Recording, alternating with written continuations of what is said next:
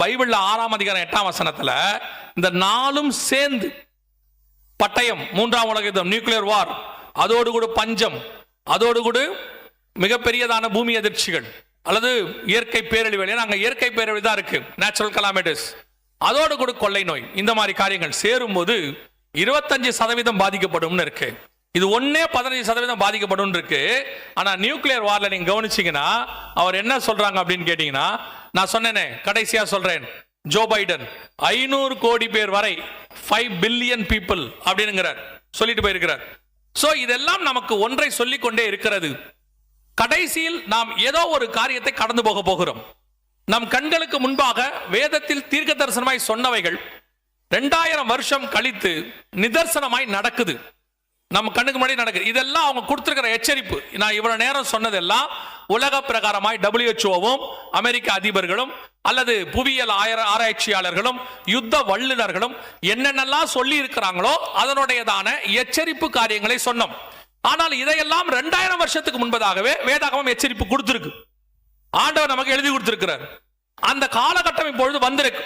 அதுக்கு முன்னாடி அடையாளமாக நடக்கும் என்ற ஒரு சொன்ன காரியங்களும் நடந்திருக்கு. எனவே அவர்களும் சொல்றாங்க, வேதமும் சொல்லுது, அந்த காரியங்கள் நம் கண்களுக்கு முன்பாக வருகிற காலங்களிலே நடக்கும். எப்படி 2018 கொரோனா வரதுக்கு முன்னாடி WHO சொல்லுச்சோ வந்துச்சோ, அதே மாதிரி இவ்வளவும் அவங்க தான் சொல்லி இருக்கிறாங்க. கொரோனாவை விட மோசமானது ஒன்று வரப்போகிறது, மிகப்பெரிய பூமி எதிர்ச்சி ஒன்று வரப்போகுதுன்னு ஜப்பான் சொல்லுது, மிகப்பெரிய உலக யுத்தம் ஒன்று வருகிறது என்று உலக வல்லுநர்கள் சொல்றாங்க. சோ இவங்க சொல்றது எல்லாமே பைபிளும் ஏற்கனவே சொல்லிருச்சு. ரெண்டையும் சேர்த்து தான் சொல்றோம். இது நம் கண்களுக்கு முன்பாக சம்பவிக்க போகுது. இதில் நடக்கும் போது, இத்தனை காரியங்களும் சம்பவிக்கும் போது உலகம் என்ன செய்யும், அரசாங்கங்கள், உலகத்தில் உள்ள பெரிய பெரிய சாம்ராஜ்யங்கள் என்ன செய்யும் நமக்கு தெரியாது. ஏன்னா கொரோனா வந்த போது அத்தனை பேரும் ஸ்தம்பிச்சு போய் நின்னாங்க. என்ன செய்யறதுன்னு யாருக்குமே தெரியல. அந்த கொள்ளை நோயிலிருந்து வெளியே வர்றதுக்கு என்ன பண்ணணும்னு 2 வருஷம் போராடினாங்க. 2019 2021 வரைக்கும் என்ன செய்யலாம்னு யோசிச்சு ஒண்ணு செஞ்சாங்க. எல்லாம் தனித்தனியா வீட்டுக்குள்ள இருங்கன்னு சொன்னாங்க. அவ்வளவுதான் அவங்களால சொல்ல முடிஞ்சிச்சு. ஏன்னா அவங்களால ஒண்ணும் செய்ய முடியல. அது நாங்க ஏதாவது செய்யற வரைக்கும் நீங்க என்ன பண்ணுங்க, கொஞ்ச நாள் எல்லாம் வீட்டுக்குள்ள இருங்க அப்படின்னாங்க. அதுதான் அவங்க செய்வாங்க. ஆனா இப்போ 4 வரப்போது ஒண்ணா அவங்க தான் சொல்லி இருக்கிறாங்க. இயற்கை பேரழிவு, கொள்ளை நோய், யுத்தம், பஞ்சம், 4 ஒண்ணா வரும். இந்த 4 ஒண்ணா வரும்போது என்ன செய்யணும்னு அவங்க வந்த பிறகுதான் யோசிக்க முடியும். ஏன்னா அவங்களுக்கு தெரியாது. ஒரு நியூக்ளியர் வார் வந்தாதான் நியூக்ளியர் வாரோட எஃபெக்ட் என்னன்னு அவங்களுக்கு தெரியும். அதே மாதிரி தான் இனிதான் நியூக்ளியர் வரும். வந்த பிறகுதான் அதனுடைய எஃபெக்ட், அதுல ஜனங்க என்ன ஆவாங்க, அவங்களை எப்படி காப்பாத்தலாம்னு அவங்க எல்லாம் முயற்சி பண்ணுவாங்க. ஆனால் இதையெல்லாம் முன்னறிவித்த இயேசு இவைகள் சம்பவிக்கும் போது என்ன பண்ணணும்னு ஒன்னு சொல்றாரு. அதை இந்த உலகம் ஏத்துக்காது. ஆனால் வேதத்தை தியானிக்கிற வாசிக்கிற நீங்களும் நானும் அதை ஏற்றுக்கொண்டுதான் ஆகணும். ஏன்னா வேற வழியும் இல்லை. ஏன்னா அவங்களும் வேற வழி சொல்ல போறது இல்ல. கொரோனால அவங்க எப்படி ஸ்தம்பிச்சு நின்னாங்களோ அதை விட மோசமா ஸ்தம்பிச்சு நிக்க போறாங்க. அப்ப என்ன செய்யணும் என்று இயேசு சொல்லுகிறார். வாசிங்க, மத்தேயு எழுதின சுவிசேஷம் 24ஆம் அதிகாரம் 6வது வசனத்தை வாசிங்க. யுத்தங்களின் செய்திகளையும் கேள்விப்படுவீர்கள், கலங்காதபடி எச்சரிக்கையாயிருங்கள். இதுதான் இயேசு செய்ய சொல்றார். இதை உங்களால நம்ப முடியுமான்னு சொல்லுங்க. யுத்தங்களையும் யுத்தங்களின் செய்திகளையும் கேள்விப்படுவீர்கள், கலங்காதபடி, பயப்படாதபடி எச்சரிக்கையாயிருங்கள். எச்சரிக்கை, பயப்படுறதுக்கு நீங்க எச்சரிக்கையா இருக்கணும், பயப்படக்கூடாதுன்னு சொல்றாரு. சாத்தியமா? இப்போ இதெல்லாம் சம்பவிக்க போகுதுன்னு அவங்க சொன்னதை எடுத்து சொன்னதுக்கே உங்களுக்கு இப்ப நைட்டு தூக்கம் வராது. ஏன்னா உங்க முகம் எல்லாம் அப்படித்தான் இருக்கு. இப்போ பார்க்கும் போது எப்படி இருக்குன்னா, ஒரு கூட்டம் எப்படி பார்க்குதுன்னா, இது என்னவாய் முடியுமோ, நாள் சொல்றதை பார்த்தா இப்படி இருக்கேன்னு. இன்னொரு கூட்டத்துக்கு எப்படி இருக்குன்னா, இது எப்போது முடியுமோ, விட்டுட்டீங்கன்னா நாங்கள் வீட்டுக்கு போயிடுவோம், அப்படி இருக்கு. கேட்கறதுக்கே இவ்வளவு கஷ்டமா இருக்குது. நடக்கும் போது என்னவாக போகுதுன்னு நமக்கு தெரியும். ஆனால் வேதம் சொல்லுது இவைகளை குறித்து கலங்காதபடி பயப்படாதீங்கன்றார். இதுக்கு பாசிபிலிட்டி இருக்கா? இப்படி சொல்லும் பொழுது பயப்பட வேணாங்கிறாரு. இவ்வளவு விஷயத்தை அவர் தான் சொல்றாரு. யுத்தங்களையும் செய்திகளையும் கேள்விப்படுவீர்கள், கொள்ளை நோய்கள், பஞ்சங்கள், பூமி எச்சிகள், வரிசையா சொல்றாரு. கீழே ஜனத்துக்கு விரோதமாய் ஜனம், ராஜ்யத்துக்கு விரோதமாய் ராஜ்யம், எல்லாத்தையும் சொல்லிட்டு சொல்றாரு, கலங்காதிருங்கள், பயப்படாதீங்கன்றாரு. இது எப்படி பயப்படாதுங்க? என்ன இது என்ன கான்செப்ட் அப்படின்னு கேட்டீங்கன்னா ஒன்னே ஒண்ணுதான் அவர் சொல்றாரு, இது எல்லாம் உலகத்தில் நடக்க போகிற சம்பவம், இது எல்லாம் அடையாளம். எதுக்கான அடையாளம்? உம்முடைய வருகைக்கும் உலகத்தின் முடிவுக்கும் அடையாளம் என்னன்னு 3வது வசனத்துல கேட்கிறாங்க. அதுக்கான பதிலைத்தான் 4வது வசனத்துல சொல்லிக்கிட்டே வராரு.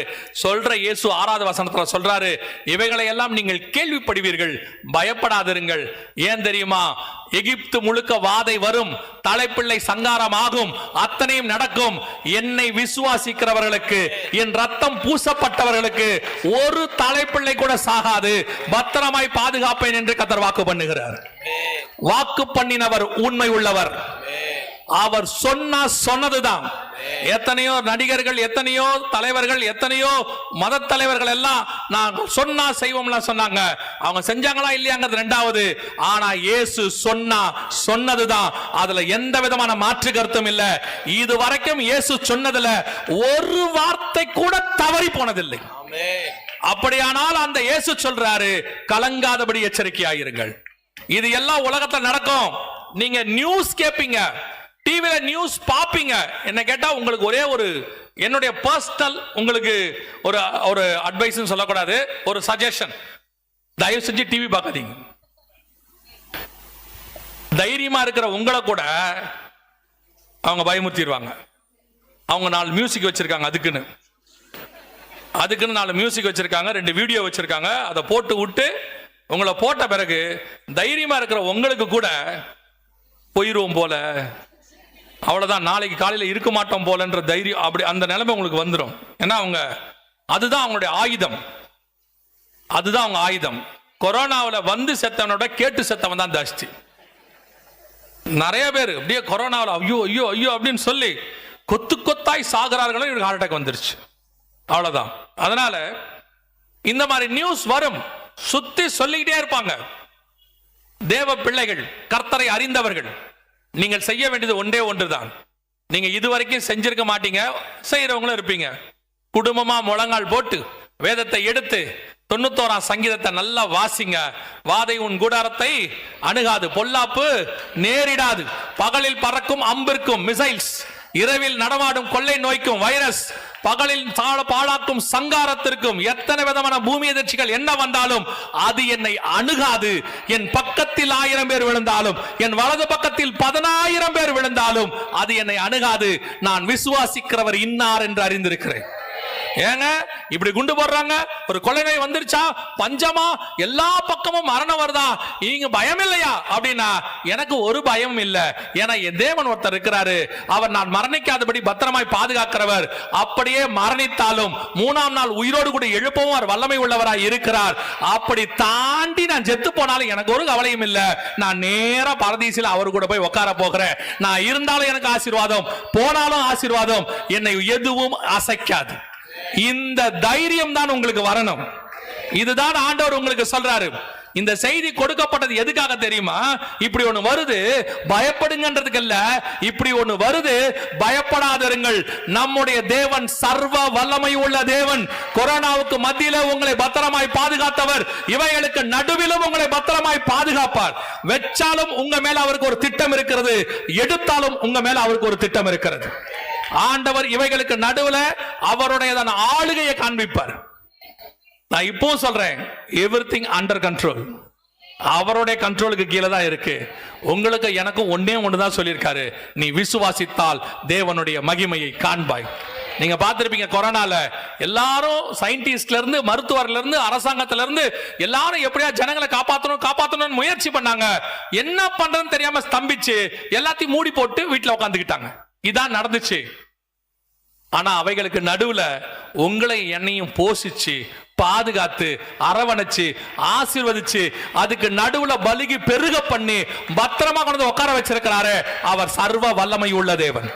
அந்த தேவன் தான் உங்களுக்கு வாக்கு பண்றாரு. 6ஆம் அதிகாரம் 8ஆம் வசனம் வெளிப்படுத்தின விசேஷித்து சொன்னப்பட்ட காரியங்கள் பூமியில் வரும், உங்கள் கண்கள் காணும், உலகம் உங்களுக்கு ஸ்தம்பிக்கும், எல்லாம் சொல்லுவான். அவைகளுக்கு நடுவுல அப்படியே எகிப்தே சங்காரத்துல சோர்ந்து போய் விழுந்து கிடக்கும் போது ராஜரீகமாய் ஒரு சேனையை புறப்பட பண்ணின தேவன் உங்களையும் என்னையும் அவைகளுக்கு நடுவில் பத்திரமாய் புறப்பட பண்ண வல்லமை உள்ளவராய் இருக்கிறார். ஒருவேளை வருகை சம்பவிக்குமானால் உலகம் சம்பவிக்கும், அவருக்குரியவர்கள் பறந்து அவரை சந்திக்கும்படி மேலே போக போகிறோம். அல்லேலூயா. வருகை முந்தினாலும் சரி அல்லது சொல்லப்பட்ட காரியம் முந்தினாலும் சரி, உங்களுக்கும் எனக்கும் ஒரு மிகப்பெரிய பாதுகாப்பு இருக்கிறது. அதை சொல்லுவதற்குத்தான் இந்த கூட்டம். அடுத்து ஒருவேளை அது முடிஞ்ச பிறகு கூட உங்கள்கிட்ட வரதுக்கு ஒரு வாய்ப்பு இருக்கு. ஒருவேளை வருகை வந்துருச்சுன்னா மேல சந்திக்கிறதுக்கு வாய்ப்பு இருக்கு. ஆனா இது உங்களுக்கு எதுக்கு சொல்லப்படுதுன்னா, இதெல்லாம் இனி வரும், கேட்பீங்க, சம்பவிக்கும். இந்த செய்தி மனசுல வச்சுக்கோங்க. சங்கீதத்தை மனசுல வச்சுக்கொள்ளுங்க. உன்னதமானவருடைய மறைவில் இருக்கிறவன் சர்வ வல்லவருடைய நிழலில் தங்குவான். அந்த சங்கீதத்தை டெய்லி வாசிங்க.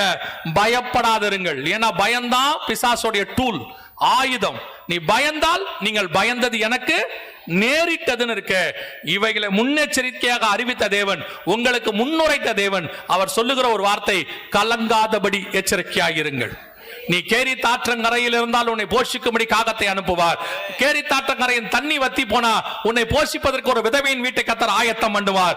ஒருவேளை காக்காவும் இல்லாமல் விதவையின் வீடும் இல்லாமல் நீ இருக்கக்கூடிய இடம் வனாந்தரமாய் இருக்குமானால் பரலோகத்திலிருந்து தூதனை அனுப்பி அப்பமும் தலையில் சுடப்பட்ட அடையும் தண்ணீரும் கொடுப்பதற்கு கர்த்தர் வல்லமை உள்ளவராய் இருக்கிறார்.